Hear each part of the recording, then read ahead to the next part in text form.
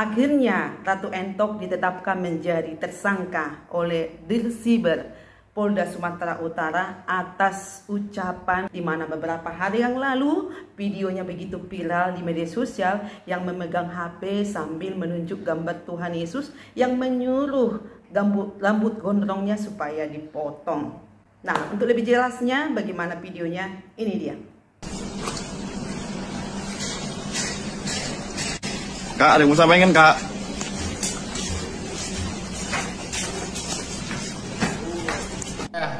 Jadi yang bersangkutan, RT sudah dilakukan upaya paksa pada siang tadi, kemudian dilanjutkan dengan proses pemeriksaan oleh penyidik Subdit Cyber Polda Sumatera Utara sampai dengan sore hari ini, dan berdasarkan hasil gelar perkara yang bersangkutan ditetapkan sebagai tersangka, dan karena potensi ancamannya di atas 5 tahun, jadi yang bersangkutan pun juga dilakukan penahanan terhitung dari mulai hari ini, malam ini.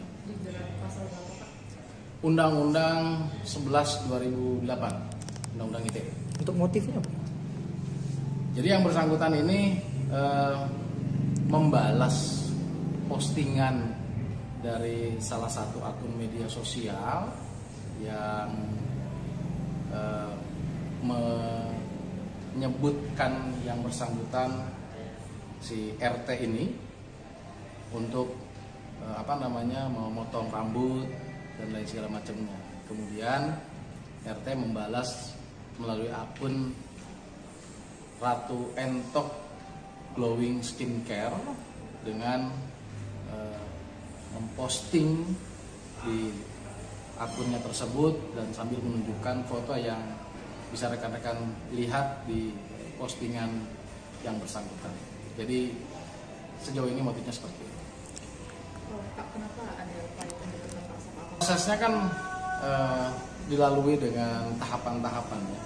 Ada tahapan-tahapan yang dilakukan oleh penyidik. Kita menerima adanya 5 laporan polisi, kemudian kita juga sudah melakukan pemeriksaan terhadap pelapor-pelapor, dan sebagai tindak lanjutnya kita juga memanggil dan kemudian melakukan upaya paksa. Namun demikian semua proses dijalani dengan kooperatif oleh yang bersangkutan. Dalam proses pemeriksaan pun juga demikian. Selain dalam membahas komentar itu seperti apa lagi, Bang? Ada hal-hal yang proses penegakan hukum, dan tentu kami juga berharap masyarakat mempercayakan semua proses yang sedang berjalan ini kepada Polda Sumatera Utara, tidak terpancing, tidak terprovokasi, dan kita akan prosesnya akan kita lakukan secara terbuka. Adapun yang bersangkutan telah meminta maaf di postingan yang lainnya di akun media sosial yang bersangkutan, tentu itu adalah bagian dari langkah-langkah yang dilakukan oleh yang bersangkutan. Namun demikian bahwa proses hukum saat ini masih berjalan dan rekan-rekan bisa nanti mengawasinya. Oke, cukup.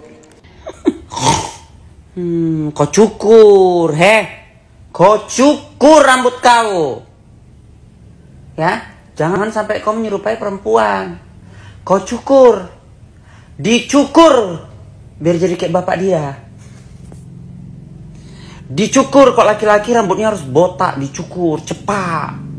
Sekarang Entok bertanya, kalau memang Nabi Isa itu bukan adalah Yesus, nah siapa yang dilahirkan si Bunda Maria? Yesus itu lahir dari rahim siapa? Di tahun berapa sesungguh-sungguhnya? Ayo ahli sejarah berbicara di sini. Ya, Entok buka forum vote ya, vote ya. Aku tidak peduli kalian mau bertuhankan siapa, mau bertuhankan Gundurwo pun berkali-kali aku bilang silahkan. Nah, karena kau mempertegas tadi di bicara kau wanita Gonjes, kalau orang Islam selalu menyamakan Yesus itu dengan Nabi Isa. Oke, berbeda. Tuhanmu adalah Yesus, Nabi Isa kami adalah Nabi Isa kami. Oke, fine kita di situ. Sekarang kau harus menjawab siapa yang dilahirkan, siapa yang dilahirkan, yang ditetein, yang disusuin, yang berak, yang dikandung, ya, apalagi yang kencing, yang menghisap pentil dari seorang Bunda Maria. Siapa? Coba jawab. Siapa? Siapa yang teberak, yang oek, ya?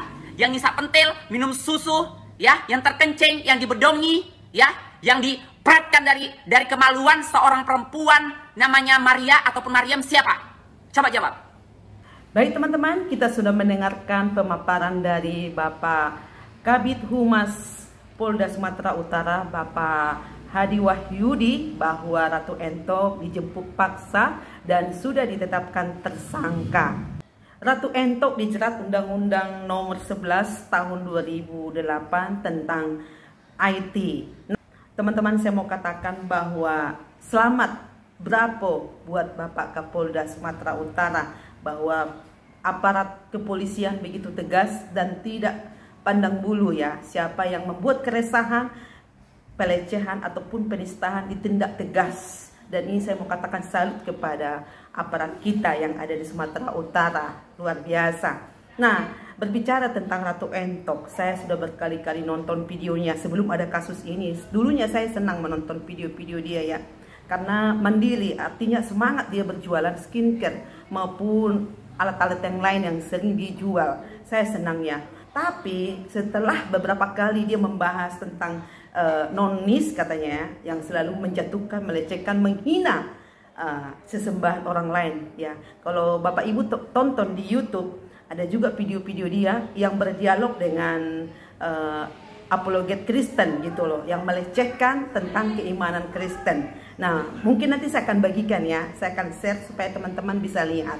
Nah, dia seorang selebgram yang berjualan di media sosial. Artinya orang yang membeli jualannya itu bukan hanya yang seiman, yang sealiran dengan dia begitu. Tentu juga dari yang lain, dari agama-agama lain ataupun dari suku manapun yang suka dengan produk ataupun skincare. Artinya saya mau katakan bahwa Ratu Entok ini menutup mata mualnya. Kalau dalam bahasa Batak bilang menutup mata pencariannya. Karena dia kan menyakiti orang lain dengan dia membuat video-video seperti itu. Dia tidak memikirkan jauh gitu loh. Sebelum-sebelumnya sudah sering diungkapkan seperti itu. Tapi ini betul-betul kena batunya ya. Kena batunya. Mungkin selama ini ada yang membacking dia, jadi tidak takut mengutarakan hal seperti itu. Tapi kali ini saya bangga kepada aparat kita yang ada di Sumatera Utara. Begitu tegas, langsung bertindak dan menetapkan sebagai tersangka. Ini juga pelajaran supaya menjadi efek jerak bagi yang lain ya.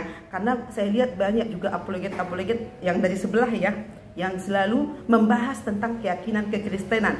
Padahal kalau yang bahas itu benar ya, kalau dia jadi agamanya ya bahaslah agamanya. Kenapa harus masuk ke agama-agama yang bukan ranah dia gitu loh. Nah, ini bahas pun lari gitu loh, bahkan menjatuhkan, menghina sesembahan orang lain begitu.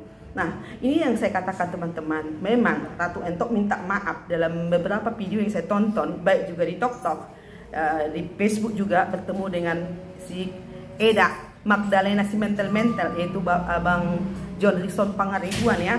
Nah, di sana dia loyo-loyo dan menangis minta maaf kayak gitu. Tapi di dalam live berikutnya saya tonton, dia meminta dukungan juga dari apologet-apologet yang sama begitu loh. Padahal katanya itu belum tentu itu gambar Yesus dan sebagainya. Ini kan dukungan bagaimana sih kayak gitu loh. Kalau semakin banyak mendukung hal-hal yang tidak baik, nanti kan bisa menjadi perpecahan di tengah-tengah bangsa.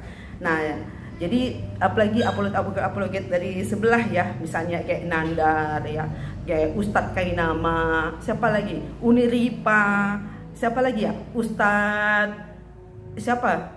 Juma dan sebagainya. Nah, kasus seperti ini menjadi pelajaran juga bagi apologet-apologet yang lain ya, supaya hati-hati ketika berdialog gitu, jangan sampai kita memojokkan ataupun menistakan sesembahan orang lain begitu. Ya, demikian juga kita para pegiat-pegiat media sosial, hati-hati untuk berucap, berkata-kata ataupun memberikan konten-konten supaya konten kita itu bermanfaat, berguna bagi orang lain. Kira-kira seperti itu. Oke, dadah.